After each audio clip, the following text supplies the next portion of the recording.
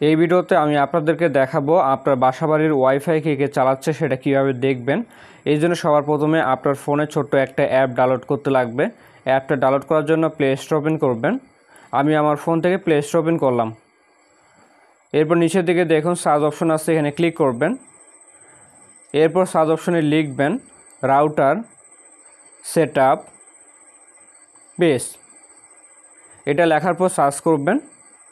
Search করার পর দেখবেন সবার প্রথমে অ্যাপটা চলে আসবে। এই অ্যাপটি আপনারা আপনাদের ফোনে ডাউনলোড করে নেবেন। এখান থেকে আমি ইনস্টলে ক্লিক করে অ্যাপটি আগে ডাউনলোড করে নিচ্ছি। অ্যাপটি ডাউনলোড করার পর ওপেন করবেন। ওপেন করার পর আপনাদের সামনে এরকম ইন্টারফেস শো করবে। এখান থেকে আপনারা তাদের প্রাইভেসি পলিসি এগুলো আগে পড়ে নেবেন। পড়া হয়ে গেলে অ্যাকসেপ্ট এখানে ক্লিক করবেন। এরপর এখানে একবার টাচ করবেন। তারপর এখানে একবার টাচ করবেন। যেখানে যেখানে আপনাকে টাচ করতে বলবে সেখানে সেখানে আপনি টাচ করবেন। এরপর দেখতে পারবেন আপনাকে আপনার ওয়াইফাইয়ের অ্যাডমিন প্যানেলে নিয়ে আসবে। এখান থেকে আমরা এটা আগে কেটে দেই।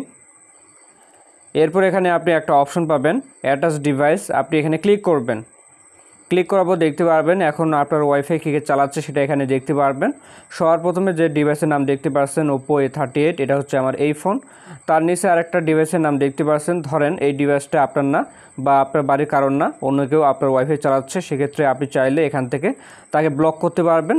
ব্লক করার জন্য পাশে দেখুন একটা টগল বাটন আছে, এটা এখান থেকে আপনি অফ করবেন।